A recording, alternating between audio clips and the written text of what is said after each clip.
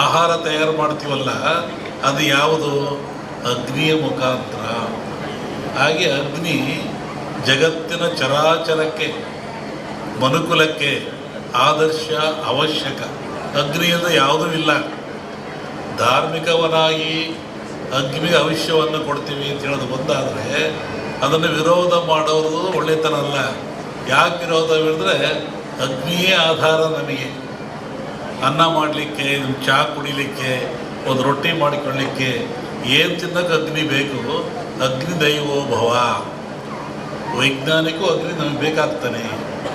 ಆನಂತರ ಕಟ್ಟಿಗೆಗಳು, ಎಕ್ಕ, ಮಾವು, ಮುತ್ತುಗ ಇವೆಲ್ಲ ಬರ್ತವೆ. ಒಂದೊಂದು ಗಿಡದಲ್ಲಿ ಒಂದೊಂದು ಶಕ್ತಿ ಇರ್ತದೆ, ಒಂದೊಂದು ಫಲವನ್ನು ಕೊಡ್ತವೆ.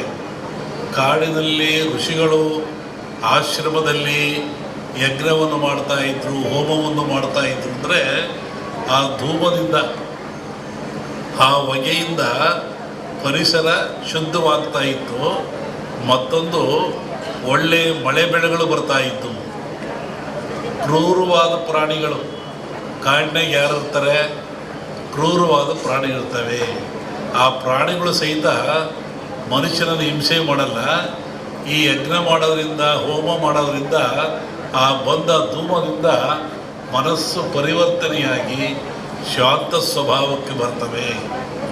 ಆವಾಗ ಮನುಷ್ಯನೊಂದಿಗೆ ಅವು ಸ್ನೇಹಿಗಳಾಗ್ತವೆ. ಅನೇಕ ಕಥೆಗಳನ್ನು ಕೇಳಿದ್ದೀವಿ. ಸ್ವಾಮಿಗಳಿದ್ದರು, ಅಲ್ಲಿ ಹುಲಿ ಬರ್ತಾ ಇತ್ತು, ಸಿಂಹ ಬರ್ತಾ ಇತ್ತು, ಹುಲಿ ಮೇಲೆ ಸ್ವಾಮಿಗಳು ಹೋಗ್ತಾ ಇದ್ರು.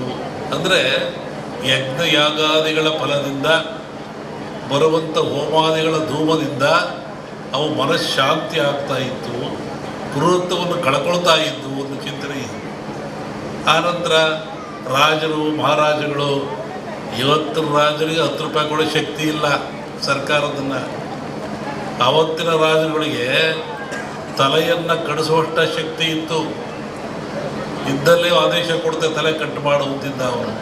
ಅಂತಹ ಶಕ್ತಿ ಅವನಿಗಿತ್ತು, ಸಾರ್ವಭೌಮತ್ವವಿತ್ತು. ಅಂಥವ್ರು ಏನು ಮಾಡ್ತಾಯಿದ್ರು? ನಾರ್ಮುಡಿಯಲ್ಲಿ, ಬರಿಗಾಲಿನಲ್ಲಿ ಕಾಡಿಗೆ ಹೋಗಿ, ಆಶ್ರಮಕ್ಕೆ ಹೋಗಿ, ಋಷಿಗಳ ಮುನಿಗಳಿಗೆ ಶಿರವಾಗಿ ಆ ಅಗ್ನಿ ಹೋಮದಲ್ಲಿ ಪಾಲ್ಗೊಂಡು ಸುಭಿಕ್ಷೆಯನ್ನು ಬೇಡ್ತಾ ಇದ್ದರು, ನಾಡಿನ ಸುಖವನ್ನು ಬೇಡ್ತಾ ಇದ್ದರು, ಆಶೀರ್ವಾದ ತಗೊಂಡು ಬರ್ತಾಯಿದ್ರು. ಅಂದರೆ ಈ ಹೋಮಗಳು ಆಧ್ಯಾತ್ಮಿಕವಾಗಿ ಹೌದು, ನಾಡಿಗೆ ಮಳೆ ಬೆಳೆ ರೋಗಗಳನ್ನು ದೂರ ಮಾಡುವಂಥ, ಆಯುಷ್ಯವನ್ನು ಕೊಡುವಂಥ ಶಕ್ತಿ ಹೌದು. ಇಲ್ಲಿ ವಿಶೇಷವಾಗಿ ಆಜ್ಯ ಅಂತ ಬರ್ತದೆ. ಆಜ್ಯ ಅಂದರೆ ತುಪ್ಪ ಅಂತೇಳಿ.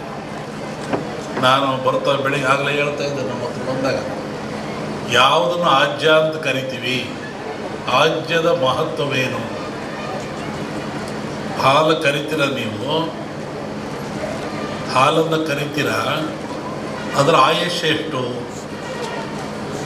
ಹಾಲಿನ ಆಯುಷ್ಯ, ಹಾಲು ಕರೆದ ಹಾಲಿಗೆ ಆಯುಷ್ಯ ಎಷ್ಟು? 12 ಗಂಟೆ. ಹಾಲು ಕರೆದ 12 ಗಂಟೆ ಮೇಲೆ ಅದು ಕೆಟ್ಟು ಹೋಗ್ತದೆ, ಅದು ಹಾಳಾಗಿ ಹೋಗ್ತದೆ, ಉಪಯೋಗ ಬರೋದಿಲ್ಲ. ಮನುಷ್ಯ ಭಾಳ ಬುದ್ಧಿವಂತ. ಈ ಹಾಲನ್ನು ಕೆಡದಂಗೆ ಇಟ್ಕೊಂಡು ನಾನು ಉಪಯೋಗ ಮಾಡಬೇಕು ಅಂತಾನೆ. ಅವನೇನು ಮಾಡ್ತಾನೆ, ನೀವೇನು ಮಾಡ್ತೀರಿ? ಬೆಂಕಿ ಹಾಕ್ತೀರಾ, ಅಂದರೆ ಹಾಲನ್ನು ಕಾಸ್ತೀರಾ. ಹಾಲನ್ನು ಕಾಸ್ತೀರಾ, ಕೆಂಪು ಕಾದ ಮೇಲೆ ಆರಿಸಿ ಅದಕ್ಕೆ ಹೆಪ್ಪಾಕ್ತೀರಾ. ಹೇಳಿದ್ನಲ್ಲ, ಜಲಕಂಟಕ ಇದೆ, ಎಲ್ಲ ಡ್ಯಾಮ್ಗಳು ತುಂಬುತ್ತವೆ ಅಂತ ಹೇಳಿದ್ದೆ ನಾನು. ಇದೆಲ್ಲ ನಡೆದಲ್ಲಿ ಹೇಳಿದ 20 ದಿವಸ ಧಾರವಾಡದಲ್ಲಿ ಹೇಳಿದ್ದು ನಾನು. ಇದು ನಡೆದಿರೋದೆಲ್ಲ ಮುಂದೆಲ್ಲ ಅದೇ ಅನಿಷ್ಟ ಜಾಸ್ತಿ. ಆಮೇಲೆ ಕರ್ನಾಟಕ ಪೊಲಿಟಿಕ್ಸು. ಒಬ್ಬ ಸನ್ಯಾಸಿ ತಪಸ್ಸಿ ಕೂತಿದ್ದಂತೆ.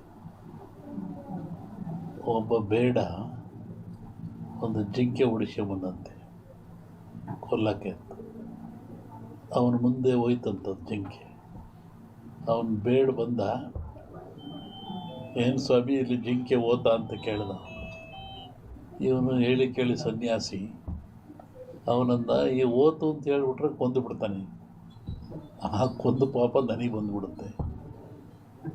ಇಲ್ಲ ಅಂತೇಳಿದ್ರೆ ಸುಳ್ಳು ಹೇಳಿದ ಪಾಪನೂ ಬರುತ್ತೆ ನನಗೆ. ಏನು ಮಾಡೋದು ಅಂತ ಯೋಚನೆ ಮಾಡಿದ್ದಂತ. ಆಮೇಲೆ ಮತ್ತೆ ಅವನ ಆಸೆ ಕೇಳಿ ಎಲ್ರಿಗೊಂದು ಹೇಳ್ರಿ ಇದ್ರಿ ಸ್ವಾಮಿಗಳು ಇಲ್ಲೇ ಓತಲ್ಲ. ಅದಕ್ಕೆ ಅವನು ಸನ್ಯಾಸಿ ಹೇಳಿದಂತೆ, ಯಾವುದು ನೋಡ್ತು ಅದಕ್ಕೆ ಮಾತಾಡೋಕ್ಕೆ ಬರಲ್ಲ, ಯಾವುದು ಮಾತಾಡ್ತು ಅದು ನೋಡಲಿಲ್ಲ, ಏನು ಮಾಡಪ್ಪ ನಾನು. ಕಣ್ಣು ನೋಡ್ತು, ನಿನಗೆ ಕಣ್ಣೇ ಹೇಳಬೇಕು ಓತು ಅಂತ, ಅದು ಮಾತಾಡಲ್ಲ. ಆದರೆ ನ್ಯಾಲಿಗೆ ಮಾತಾಡುತ್ತೆ, ಅದು ನೋಡಲಿಲ್ಲ, ನಾನೇನು ಮಾಡೋಣ ಅಂತ. ಹಂಗೆ ಈ ರಾಜಕಾರಣ ಹೇಳ್ಬೇಕಾದ್ರೆ ನಾವು ಹುಷಾರಾಗಿ ಹೇಳ್ಬೇಕಿದ್ರಲ್ಲಿ. ಇನ್ನೂ ಒಂದು ಹೇಳಿದ್ದು ನಾನು 20 ಹಿಂದೆ ಮಹಾಭಾರತ ಒಂದು ಸನ್ನಿವೇಶ ತಗೊಂಡು ವೀರನಾಗಿರ್ತಕ್ಕಂಥ ಅಭಿಮನ್ಯುವನ್ನು ಕರ್ಣ ಎಲ್ಲ ಸೇರಿ ಆ ಬಿಲ್ಲಿನ ದಾನವನ್ನು ಕಟ್ಟು ಮಾಡಿ ಅವನು ಮೋಸದಲ್ಲಿ ಕೊಲ್ತಾರೆ ಅಂತ.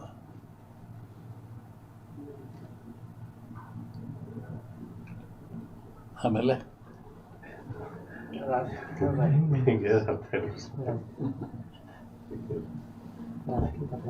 ಸಂಸತ್ನಲ್ಲಿ ಅದನ್ನ ಅಂದಾರಲ್ಲ, ರಾಹುಲ್ ಗಾಂಧಿ ಅದನ್ನ ಅಂದಾರಲ್ಲ ಸಂಸತ್ನಲ್ಲಿ. ರಾಷ್ಟ್ರ ರಾಜಕಾರಣದ ಬಗ್ಗೆ ಹೇಳೋದಾದ್ರೆ ಅಲ್ಲೂ ಮಹಾಭಾರತದಲ್ಲಿ ಕೃಷ್ಣ ಇದ್ದ ಅಂತ ಭೀಮ ಗೆದ್ದ, ದುರ್ಯೋಧನ ಸೋತ. ಇಲ್ಲಿ ಕೃಷ್ಣ ಇಲ್ಲ, ದುರ್ಯೋಧನ ಗೆಲ್ತಾನೆ, ಭೀಮ ಸೋಲ್ತಾನೆ. ಇದನ್ನು ಅವತ್ತು ಹೇಳಿದ್ದೆ ಅವನಲ್ಲಿ. ಕರ್ನಾಟಕ ರಾಜ್ಯದ ಮುಖ್ಯಮಂತ್ರಿಗಳ ಬದಲಾವಣೆ ಆಗೈತೆ, ಅದು ಸಮಯ CM ಬದಲಾವಣೆ ಆಗೈತೆ. ಈಗ ಹೇಳಿದ್ನಲ್ರಿ, ಅಭಿಮನ್ಯುವನ್ನು ಮೋಸದಲ್ಲಿ ಕತ್ತರಿಸ್ತಾರೆ ಅಂತ. CM ಬದಲಾವಣೆ ಸುಳ್ಳು ಸದ್ಯಕ್ಕೆ ತೊಂದರೆ ಕಾಣ್ತಾ ಇಲ್ಲ. ಬಟ್ ಮುಂದೆ ತೊಂದರೆ ಇದೆ. ಹೇಳಿದ್ನಲ್ಲ ಸನ್ಯಾಸಿ ಕತೆ, ನಮ್ಮನ್ನು ಅಡ್ಡಾಡ್ದಾಗ ಮಾಡಿಬಿಡ್ತೀರ. ಆಮೇಲೆ ನನ್ನ ಪಾರ್ಲಿಮೆಂಟ್ ಅಂತ ಕೇಳಿರು ಧಾರವಾಡದಲ್ಲಿ ವರ್ಷದಿಂದ, ನಮ್ಮ ಊರಿಗೆ ಬಿಡ್ಸಲ್ಲಪ್ಪ ಹೇಳ್ಬಿಟ್ಟು ನಾನಿದನ್ನು. ಯಾಕೆಂದರೆ ಈಗ ಈ ಜನರು ಇದೆಲ್ಲವನ್ನು ಒಂದು ಮನಃಶಾಂತಿಯಿಂದ ತಗೊಳ್ತಾ ಇಲ್ಲ, ದ್ವೇಷ ಭಾವನೆಯಿಂದ ತಗೊಳ್ತಾ ಇದ್ದಾರೆ. ಮತ, ಹಾಂ, ಮತ ಅಂದರೆ ಒಪ್ಪಿಗೆ ಅಂತ, ಮತ ನೀಡುವುದು ಒಪ್ಪಿಗೆ ಅಂತ. ಆತ್ಮಸಾಕ್ಷಿಯಾಗಿ ನಿಮ್ಮ ಮತವನ್ನು ನೀವು ದಾನ ದಾನ ಮಾಡ್ತಾ ಇಲ್ಲ, ಪರ್ಚೇಸ್ ಮಾಡ್ಕೊತ ಇದ್ದಾರೆ ಅವರು. ಹೀಗಾಗಿ ರಾಷ್ಟ್ರ, ರಾಜ್ಯ, ರಾಜಕೀಯ ಯಾವಾಗ ಎಲ್ಲಿವರೆಗೂ ನೀವು ಕೂಡ ಮತ ಪರ್ಚೇಸ್ ಆಗುತ್ತೆ ಅಲ್ಲಿವರೆಗೂ ಲಾಭ ನಷ್ಟ ಇರೋದೆ, ಲಾಭ ನಷ್ಟ